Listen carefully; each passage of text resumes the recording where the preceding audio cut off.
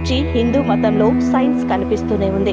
నమ్మకానికి ప్రతిబింబమైన ఆలయాలు కూడా ఇందుకు మినహాయింపు కాదు.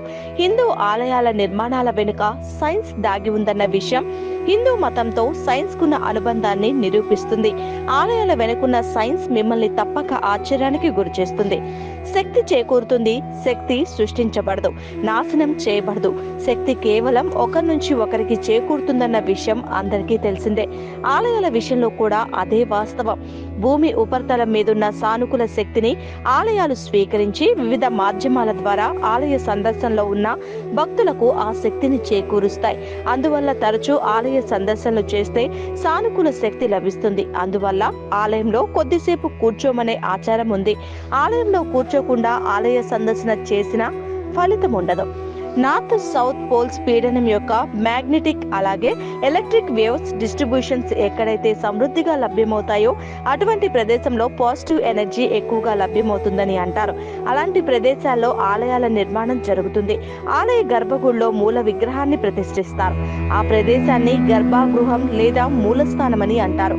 నిజానికి గర్భగృహం చుట్టూ ఆలయ నిర్మాణం జరుగుతుంది.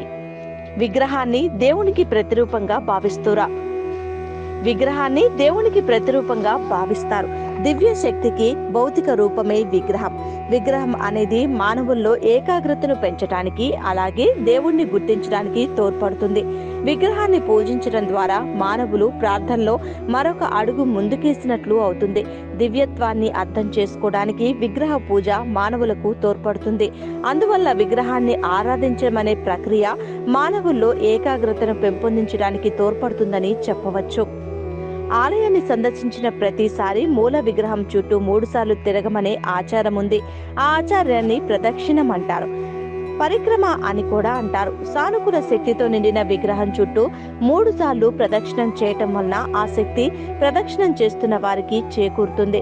పాజిటివ్ ఎనర్జీతో నిండిత విగ్రహ పరిసరాల్లోకి వచ్చిన వారిపై ఆ శక్తి ప్రసన్న కాబడుతుంది. అందువల్ల మూల విగ్రహం చుట్టూ ప్రదక్షిణ చేస్తే ఆ విగ్రహం నుండి పాజిటివ్ ఎనర్జీ వస్తుంది. తద్వారా ఎన్నో రకాల రుగ్మతలను దూరం చేసి మనసుకి ఉత్సాహం కలుగుతుంది. సాధారణ లోహాలతో ఆలయంలోని గంటలను తయారు చేయరు.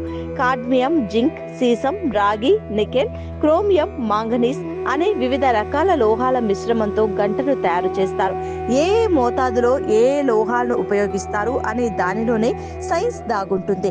గంట కొట్టినప్పుడు ధ్వనించే శబ్దం ఎడమ కుడి మెదడులకు మధ్య ఐక్యతను పెంపొందించే విధంగా ఉండేలా లోహాల మోతాదుని ఎంచుకుంటారు. అందుకే గంట కొట్టినప్పుడు వచ్చే శబ్దం చాలా పదునుగా ఉంటుంది. దాదాపు 7 సెకండ్ల పాటు వినిపిస్తుంది. శరీరంలో ఉన్న 7 ముఖ్యమైన చక్రాలకు గంట కొట్టిన శబ్దం యొక్క ప్రతిధ్వని వినిపిస్తుంది. అందువల్ల గంట కొట్టిన క్షణం నుండి కొద్ది క్షణాల వరకు మెదడు ఖాళీగా మారుతుంది. ఒక రకమైన ట్రాన్స్ లోకి వెళ్లడం జరుగుతుంది. అటువంటి ట్రాన్స్ లో ఉన్నప్పుడు మెదడు సానుకూల శక్తితో నిండుతుంది. ఆలయాలలో విగ్రహాలకు తరచూ కొన్ని రకాల జలాలతో అభిషేకం చేయడం అనే సంప్రదాయం వెనుక కూడా ఆసక్తికరమైన సైన్స్ ఉంది. దీనినే చరణామృతంగా భక్తులకు అందిస్తారు. అభిషేకంలో వాడే మిశ్రమం సాధారణమైంది కాదు. తులసి, కుంకుమ పువ్వు, కర్పూరం, ఏలకులు, లవంగాలను నీటితో కలిపిన మిశ్రమ జలాన్ని అభిషేకానికి ఉపయోగిస్తారు. ఈ పదార్థాలన్నీ ఔషధ గుణాలను అమితంగా కలిగినవి.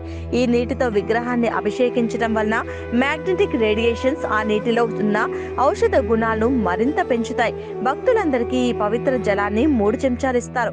మ్యాగ్నెటో థెరపీగా ఈ ప్రక్రియను అభివర్ణించవచ్చు. అన్నిటికీ మించి లవంగాలకు దంతక్షయం నుండి రక్షించే గుణం ఉంటుంది. కుంకుమ పువ్వు, తులసికి సాధారణ జలుబు, జ్వరం నుంచి రక్షించే శక్తి ఉంటుంది.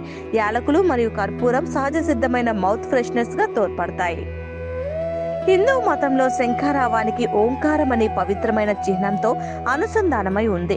అత్యంత ప్రాధాన్యత కలిగిన ఓంకారాన్ని ఈ సృష్టిలో మొదటి శబ్దమని భావిస్తారు. శంఖారావాన్ని ఏదైనా ప్రారంభించడానికి ముందు సూచికగా పరిగణిస్తారు. ఈ శంఖారావంతో ఏదైనా పనిని ప్రారంభిస్తే ఆ పని ఏ ఆటంకాలు లేకుండా సజావుగా పూర్తవుతుందని నమ్ముతారు. సానుకూల శక్తిని పెంపొందించడంలో శంఖారావం ప్రధాన పాత్ర పోషిస్తుంది.